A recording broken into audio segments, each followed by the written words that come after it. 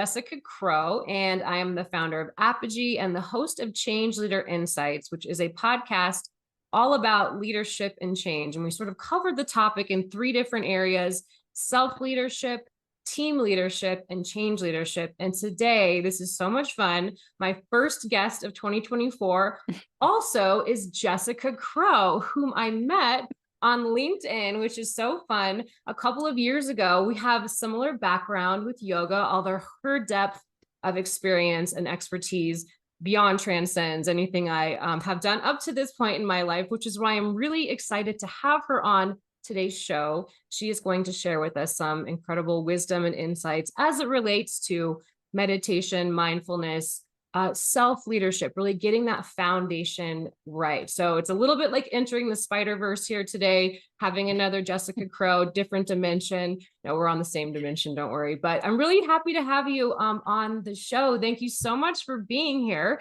Do you mind telling people who are watching and listening in a little bit about yourself, your story? So also, she is the CEO of a firm called CNTRD Wellness, and she teaches meditation teachers how to be just that and help them sort of be the best version of themselves, but also people who are just interested in developing a meditation practice.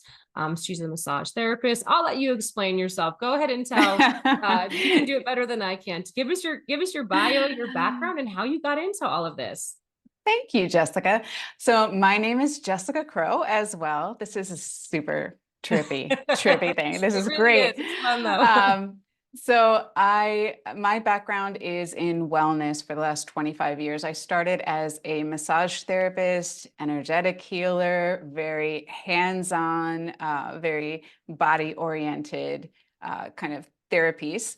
And then I was telling Jess earlier, I went to my first yoga teacher training because I had lived in New York for a few years and I started getting all of these strange symptoms, a lot of neurological symptoms, a lot of stress-related things. As I realize now, doctors had no idea what to say or think or do. Everyone was just hands up in the air.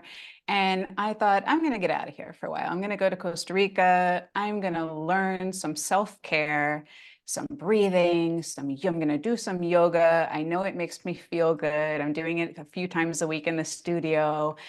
Never planned on teaching a moment in my life. Was not someone that spoke in front of people, had severe blocks with my voice at that point. And I only planned to go to find stress relief, ways to reduce the anxiety and stress in my life so I could feel healthier. I came out of that with a very deepened interest in yoga. Obviously, you don't really immerse yourself in something like that for, I believe it was 14 days, without saying, wow, this goes deep, philosophy, history, like all of the different styles. And it was an interdisciplinary yoga training as well. So we learned about all the different teachers and styles. I began to practice more steadily, 4 or 5 times a week, like really getting into the practice and the living of the yoga, like the taking yoga off the mat, all of those yamas and niyamas, the non-physical parts of yoga. And you start really, things come up, you start reflecting and you realize everyone in relationship around you, whether it's a stranger you're passing on the street or whether it's your partner that you're living with or someone really close, they're all reflecting back at you, right? They're mirrors. So you start to learn this and it becomes a little overwhelming, I guess, but it's enticing at the same time because you're really going deep and learning things about your own behaviors, about old behaviors, that kind of thing. So it's subtle and it gets more and more and more subtle. My teacher, Sri Dharma Mitra, says that self-knowledge is it's something that lasts a lifetime. Like you're always doing it, but the realizations get more and more and more and more subtle like those Yeah. little ahas, like you have to feel around for it. So you're always able to learn and change.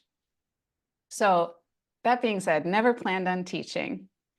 I thought I'm fascinated with how yoga and meditation Hmm. have so much to do with compassion Hmm. and the brain. And I was already very interested in the brain because in massage school, neurology was my favorite subject. Hmm.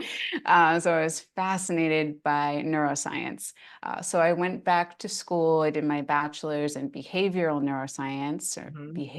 neuropsychology, that crossover with a focus on meditation and mindfulness. So I had private classes exploring especially Buddhism, Buddhist meditation practices, mindfulness. So my plan at the time was I'm going to go to Stanford University and I'm going to become a researcher and find out how to boost compassion in this Yeah. world. This world Yeah. needs compassion more 100%. than ever. I mean, I don't know, just needs it Yeah. desperately. And I was also fascinated with intuition.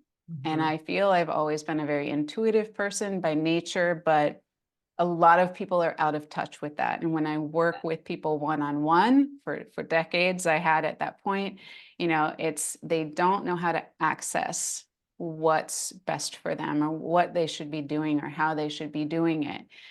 So that ability to tune back in Hmm. and the ability to create compassion and empathy, really nourish that and nurture it within ourselves so that we extend it outwards to the people around us, whether that's the people in your office or the Hmm. people in your community or even wider. That's where I was really, really passionate. Now, during that time when I was literally filling out forms to get an internship at Stanford and start studying this stuff with my favorite professor, Robert Sapolsky, was my Yeah. inspiration at the time, Yeah. does all this work on stress. During that time, I met one of my main teachers, Sri Dharma Mitra, here in New York City, and started studying with him. And just a month later, I felt I had some transmission from him, like I'm Yeah. supposed to teach for him. I'm Yeah. supposed to teach these things. So I went to another teacher training with him, and I dropped the whole, I'm going to be in a lab doing research to Yeah. help humankind.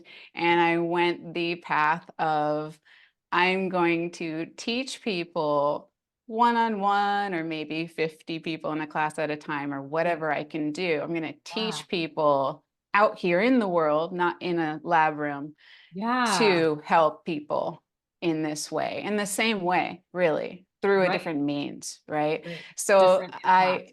Yeah. yeah, different means, a different method, different impact. Yeah. Plus, I didn't want to test on animals. That's a whole Yeah. other thing, but Whole other subject you for see sure. my lab coat and no, uh, yoga clothes are more comfy. Right. So yes, it was a short time after I got certified as a Dharma yoga teacher that I was offered a spot to teach at the studio here in New York City.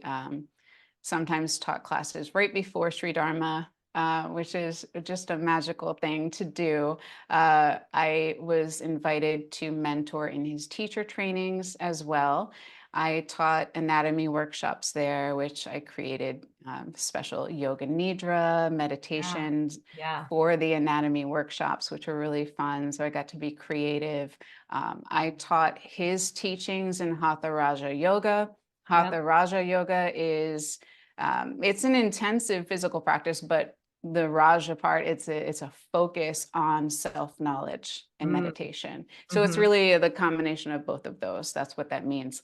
Um, I got to train other teachers from around the world. We would have groups of between 80 and 100 people several times a year from Yeah. all around the world. I got to connect with these people in their studios and learn how to, right off the bat, how to teach other teachers. So I did that for several years. And I guess it was sometime during sometime during the COVID era, Mm-hmm. I thought, I want to take this in a different direction. I don't want to teach just individuals anymore or a class of 10 people. Like, I really want to affect more people. Right. How can I do this? And with my past, my experience of training teachers, I thought, I could train yoga teachers, no Yeah. problem. Like, very experienced yoga, got it. It's great. But there are a lot of people training yoga teachers. And Yeah.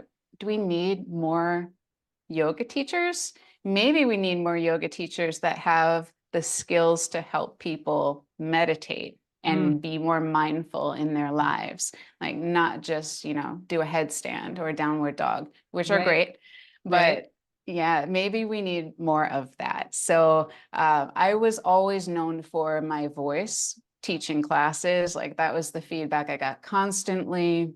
Um, I come to your classes just to listen to your voice. Can you just come home with me? And just talk to me Rock. while I fall asleep. Like, it was always like, your voice is so calming and peaceful and relaxing. So Yeah. I began making recordings. I'm on Insight Timer I have if listened to anyone several uses of your that. meditations on there. Thank Yes, you do you. have a beautiful, like the sound is just very soothing. Absolutely. It's soothing, right? Yeah. Yeah. So it soothes me as Yeah. well. You're Yeah. in the right field when, like, what you're doing makes you feel good as Yes. well.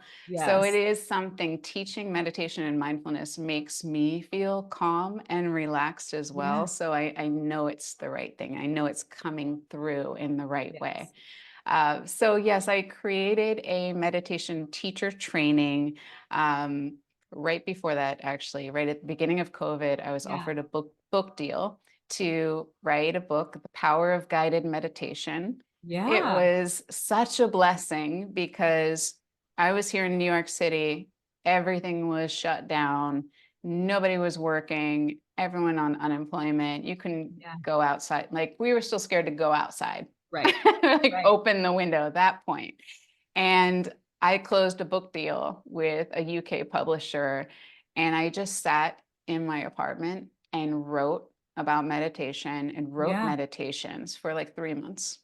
And it was You the best thing for also seem me perfect. Yeah. because it was so, and I don't know if you hear all the noise in the background now, No. but Mm-mm. okay, good, good. All good. Yeah. It was worse then. Like, I live on an ambulance pathway, first of Yeah. all. Yeah. Um, there were protests up and down the streets. Oh There my were gosh. wild shows of illegal fireworks all the time. There was just so much. It was the city times 100. Right. And with the anxiety that I normally have anyway, it was so much. And the best thing I could have done was sit here and write a book on meditation and go through it over and Yeah. over. It was like Yes. healing for me. So it was a piece that helped me get through it, that is now out there in the world helping other people, create a beginning practice as Yeah. well. Oh, I So it love it. was, yeah, I guess it was on the tails of that book that I was like, okay, that felt nice to, like, now it's literally all over the world. People write from Australia. They're like, I got this in a bookshop, or they tag me in something online. Oh, It's how fun. strangers. It's really cool. And I was like, this is nice. Like, I would like to affect more people. So if I create an online Yeah. meditation program, Yeah. everyone was so used to Zoom at that point that it was Right. acceptable. Like, in the Yeah. past, it wouldn't have been Live acceptable. only. Yeah. Yeah. So it was like, people can do this, like, less expensive. They don't need to travel. They can do it Mhm. from anywhere. They can do most of it on their own time because it's a combination of on demand and some live classes, and Yeah. then personal mentorship with me, which is my favorite part because that's Definitely. the You see juice the of it. magic Like, happen there. That's right. yeah, when you see them, like, become confident Yeah. in their voice, or they're like, wow, I noticed in my practice that, this situation happened and I didn't react the same way. I found that little space between, normally I would have, but I found, wow, like, Yeah. those kind of, it's really, really cool to watch. So, Yeah, so this is not just for meditation teachers, people that want to go out and teach, you know, the Yeah. same way that I went to my yoga teacher trainings just to deepen my knowledge and get tools to help my anxiety and help my stress. People come to do that as well, just to take it as an immersion. Yes. But the other people that come, it's been a lot of yoga teachers Yeah. that did, you said you studied at Core Power, I right? did. Yep. So I imagine that they don't teach a lot of meditation, but I'm not sure.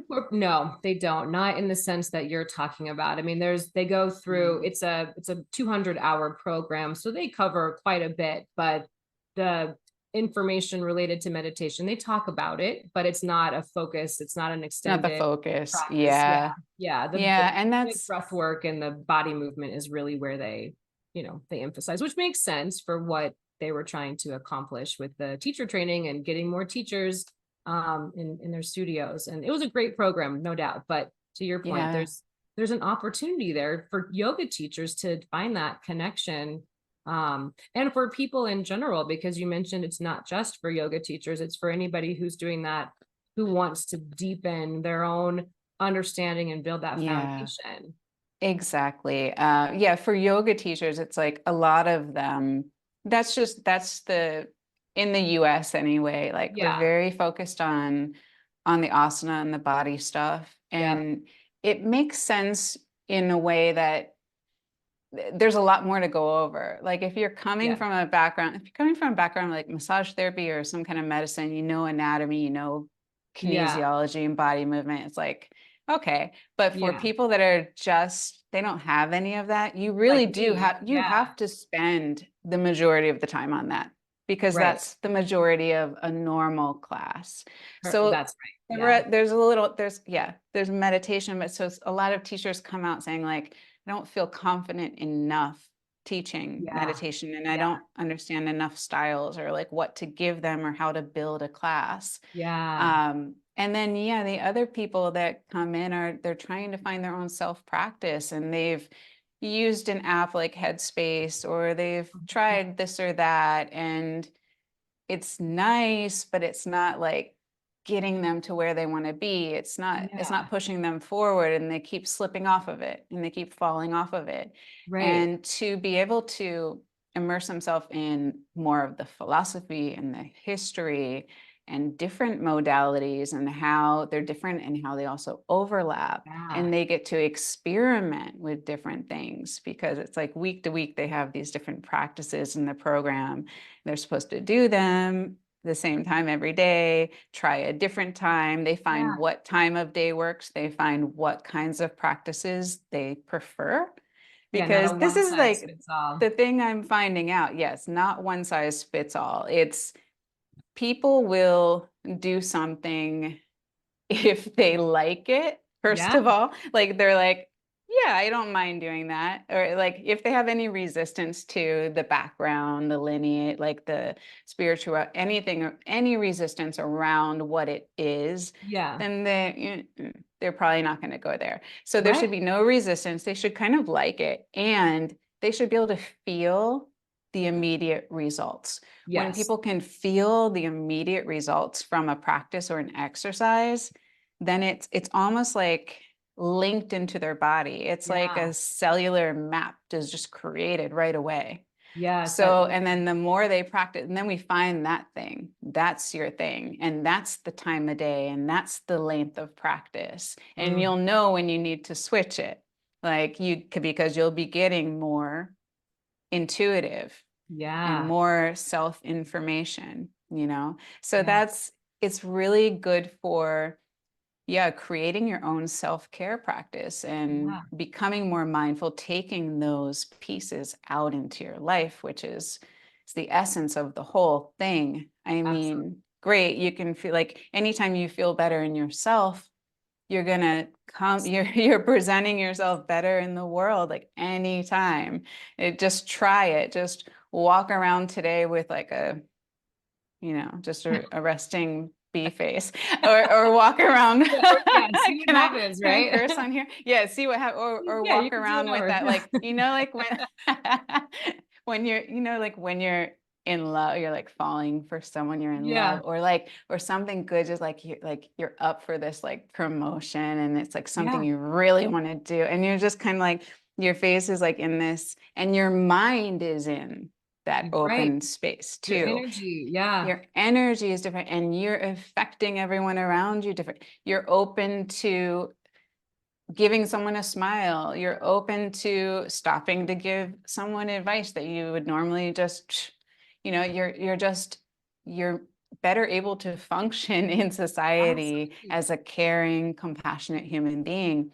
And the science around all of this Hmm. says that the areas of your brain that govern compassion, decision making, um, morals, like all of these really important things for Your executive function. evolutionary growth, Yeah. like they are strengthened, and it doesn't take long either. You can see some of these effects after 30 or 60 days. It just takes consistency.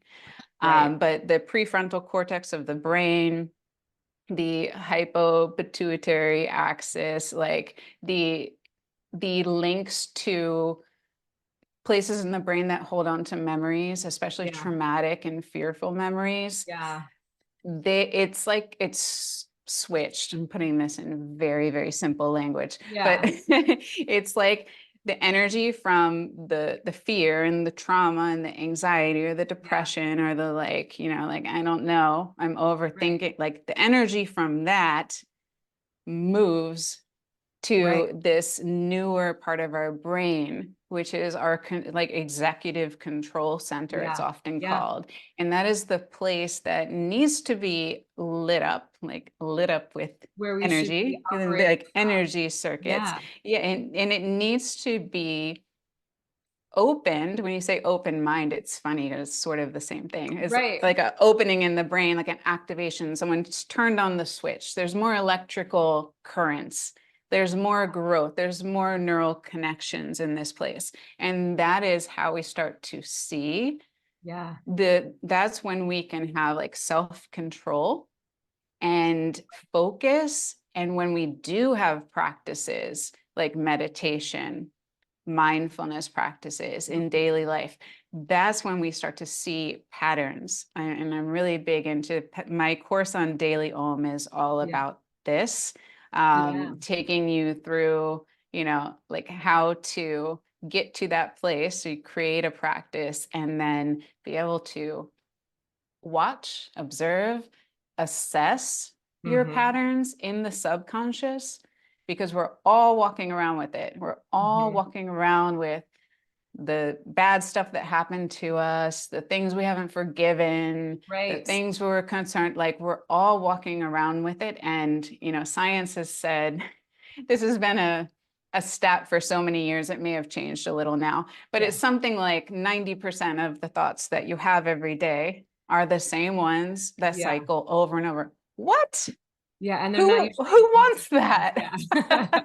Yeah. No, like Yeah. if that's going to be true, and it is, like if that's the truth of things, let's cycle some great stuff around. Like let's Yeah. cycle around the things we want to create and the person we want to be, right? Move from that So, place of reacting to being able to respond, which has that pause that's incorporated.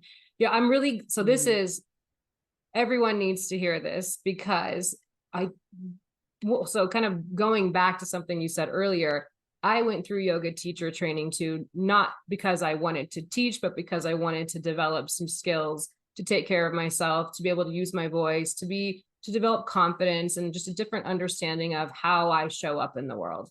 And it led to me right. teaching later on. But what was really transformative about that experience is it changed how I showed up and thought and behaved in the workplace. And it led me to actually leave the corporate world and start Apogee and this podcast, and put me on a path of understanding the links between wellness and well-being and our how we lead ourselves, how we lead teams, how we lead change, and everything that you've talked about. This kind of your arc to becoming a teacher who's teaching others the value and benefits and the practices of meditation, and creating this multidisciplinary different lineages. And it's so important for us to dive into that, because if yoga teacher training for me created this amazing experience, and that is not necessarily a path lots of people are going to take, meditation is something that is accessible to everyone.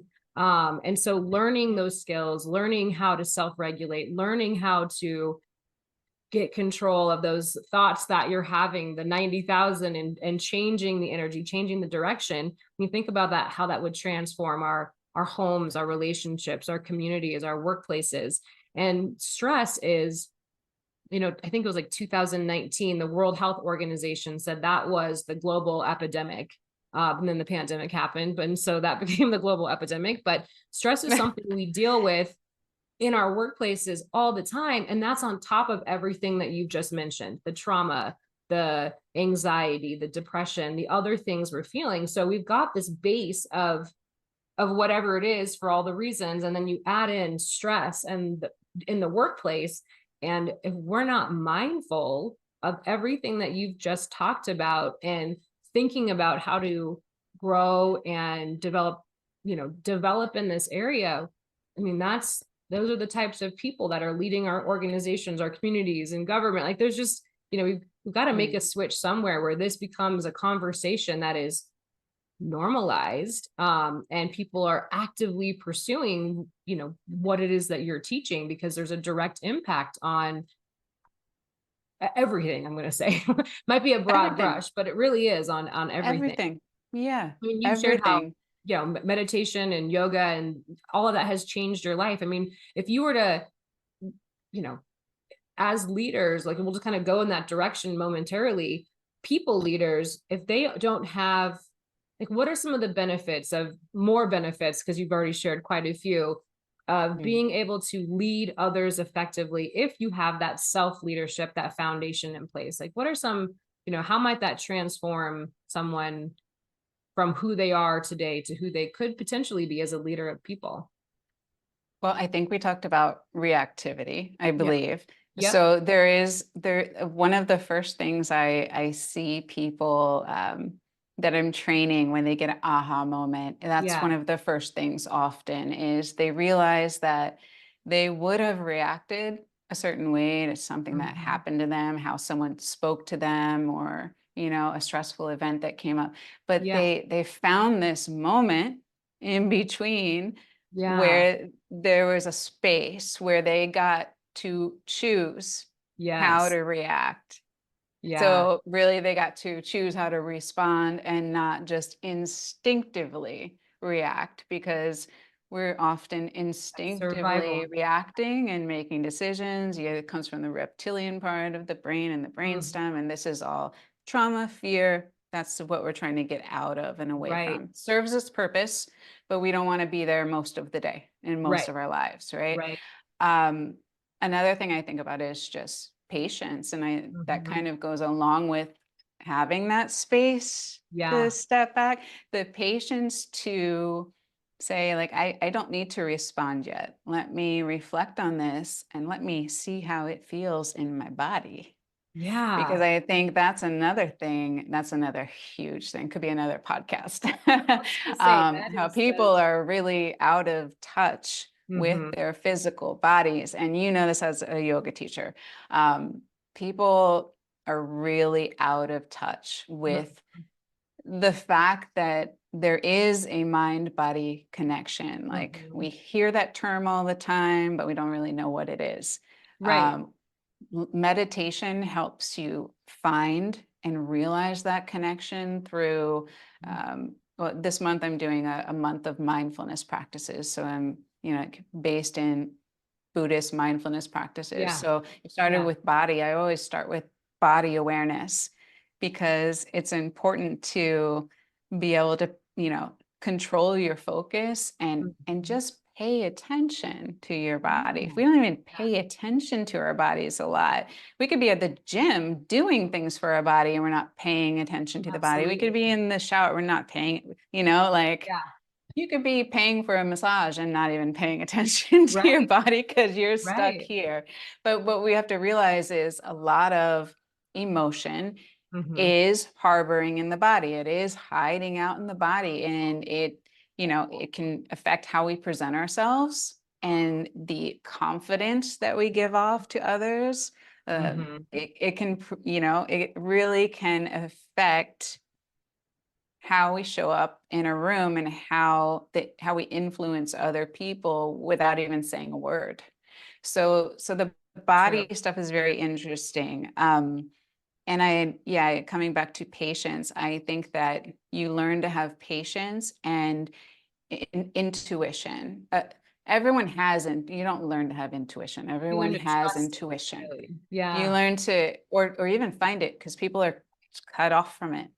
Yeah. And of course, I mean, look at the world today. We're just here most of the time, Yeah. Yep. and we're being fed how to think and what to think Yes. about.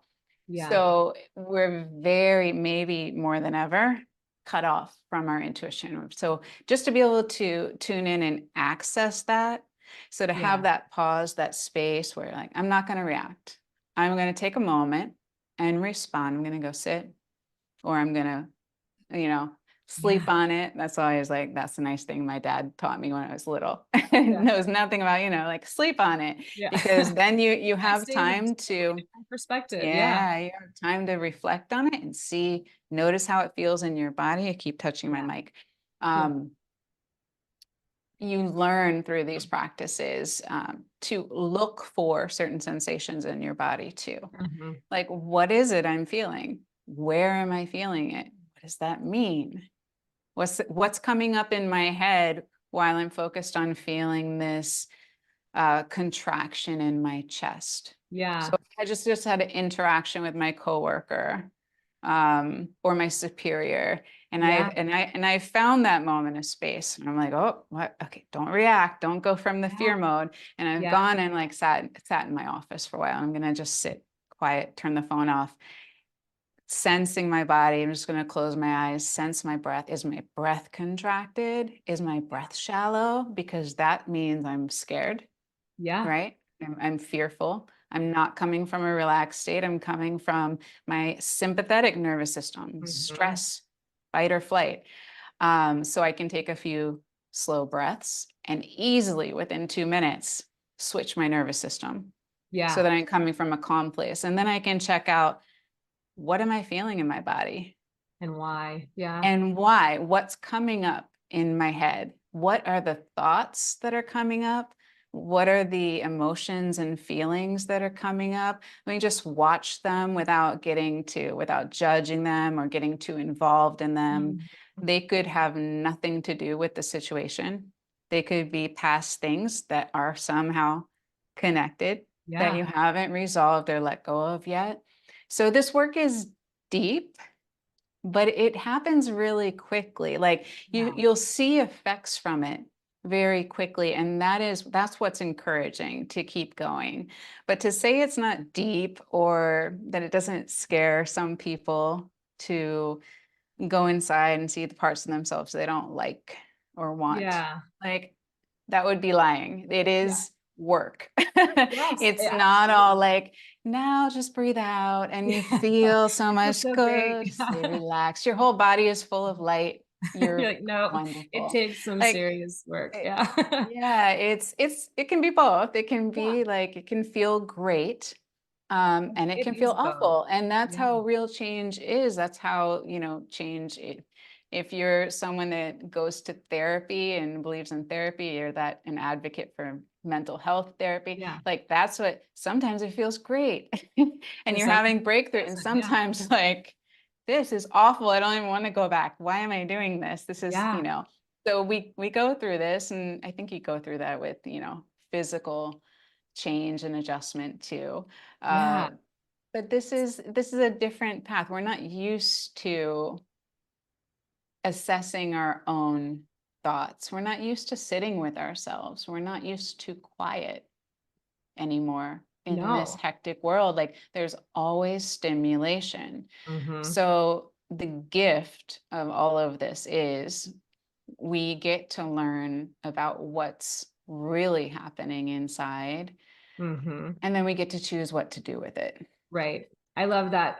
And, as you were describing that, I mean, I was thinking a little bit about how even company culture and corporate culture, it is not primed for that, right? It's make a decision in the moment, use data to drive the decision making. And what you're talking about is a very different way of approaching how we live and work. And it is creating that space. It's having that pause. It's doing those things that are counter to how we have sort of become for all the reasons that you've explained.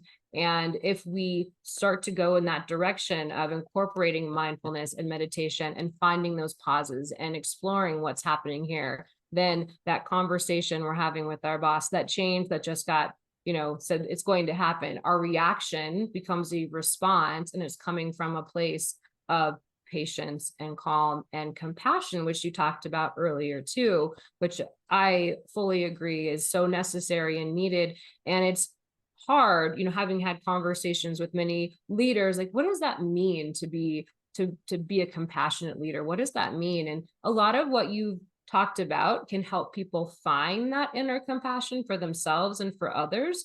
But, being able to make decisions from that place, from that post pause place, that compassionate Mm. place, I think would be just a really incredible, it would transform how I think our company culture, maybe even American culture in many ways. I think there's a lot of ancient history and tools and resources that we dabble in but haven't fully embraced. I mean, we're, how America sort of come together. We're bringing things from all different places, people from different places, and where can we anchor as as citizens? And honestly, I do think it starts with that everything that you've talked about, that self leadership place. So not just I'm kind of going big and then bringing it back, but I believe so strongly in everything you've talked about. How do we reorient ourselves using the tools and um, the techniques of meditation and mindfulness, and let that be where we build and grow from, not only in our homes and our relationships, but our communities and places of work. So, yeah. What about, for someone who is kind of getting started, they've heard this conversation and they want to learn more. They can obviously kind of look you up and go to your website and start with that mindfulness course. Go to the Daily Om and check that out. But, you know, if I'm curious about it but not totally sure, what advice would you give me, and sort of just to reinforce, like, you're on the right path, this is a place to explore, and how it can sort of help you transform as a human? I think it's nice so you either have a teacher that you resonate with. Yeah. That's how it happens for a lot of people. They're like, I didn't feel anything about it really until I met this teacher. Yeah, They very inspire. So true, very if you true. click with the teacher, you click with that's great. That's Yeah. great. That's ideal. Um, Community Mm-hmm. is the other thing. To have a community, whether it's live or virtual, that is wanting to do the same kind of exploration as Mm-hmm. you and wanting to commit to the same, that accountability. So I would Yeah. say also, like, if for people to go to my Instagram, because that's kind of like, go to my website is great, but the Instagram is like the hub of Yeah. everything, and all of my Okay. links to things are there. They can sign up for newsletters and see all the free classes, whatever's happening. Like, all the Yeah. promotional stuff is there. But I Yeah. also have practices that I teach there, and it's a place, meant for community. Yeah. Um, Insight Timer is a similar thing. Yeah. I've really been enjoying. I started teaching live classes. They're now on Sundays at 10 a.m. Yeah. and it's worldwide. So it's Which is very very cool. cool. Yeah. I've been getting like 70 to 80 people in a class. And when Wow. people are there together with the same intention, Mm-hmm. paying attention to the same thing, it's really powerful. Um, I really think it heightens the experience of everyone in the room. Absolutely. Yeah. Yeah. So how do they, okay, I've loved everything you've said, and I'm hoping that people who are listening and watching, they feel a little tug in their heart and they go check out your Instagram page. What is your Instagram handle? I think it's called. Is it like your Instagram name? Yeah. Where The should they handle. find you? Yeah.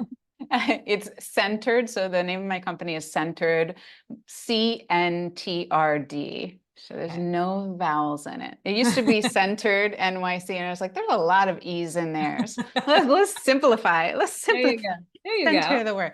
So it's CNTRD down. What's the down? I I forget. always Yeah. forget. I know what you're talking about. The down, folks. The The down. down, yeah. The down line. Wellness, centered wellness. That's the Underscore. That's what handle. it is, right? Underscore CNTRD underscore wellness is Okay. my Instagram handle. Centered meditation is my TikTok. I'm just getting active on there. You can find me on all the platforms, but the Instagram is sort of the hub and Yeah. links to everything. And you can, find ways to explore classes to just like pop into. This is where you can ask questions straight to Yeah. me. I handle my Instagram, like everything's coming to me. Yeah. So just know that this is not like a That's team of other occupied. people. Yeah. Like if you have a specific question on your practice, you've started before, your struggles, what next step, how can I help you?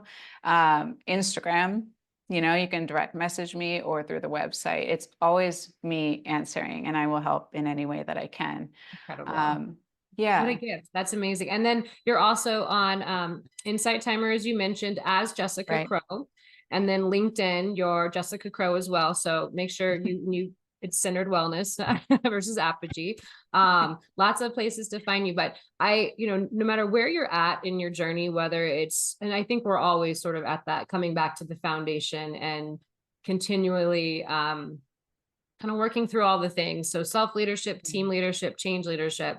I hope that this conversation gave some insights into the value and benefits of developing more mindfulness and pursuing meditation, and how that can not only help you in your own lives, reduce your anxiety, stress, help you find those moments of pause and balance, but how it can help you be a more effective leader and whatever that means for you today. So Jessica, again, so fun that we are having this conversation, that we are, and thank you for sharing your wisdom with my community, because there's a lot of similarities and overlaps in terms of where people are looking and how to enact and empower themselves and others to change. Thank you so much for today. I can't wait to share this conversation. Yeah, thank you again for your time, and I hope that lots of people look into the great, amazing resources that you're sharing with the world. So thanks again. Thank you. I also hope so. Just like a final note too, like Yes, it please. really does start within you. It starts Mhm. with each person and then just projects outward, outward, outward to all Yes. the way to that management level. Yes. So it starts here. It can't start anywhere else. This is the That's only right. way it can come from. So Yeah. yeah, I hope that anyone that hasn't tried meditation or has tried and kind of fallen off or not found the right thing will reach out, and I could give some recommendations on Amazing. what might help them click Love that. a little bit more. And this Yeah. was so fun, Jessica. Thank you so much for Yes. having me on today. Thank you so much. Have a great rest of your day.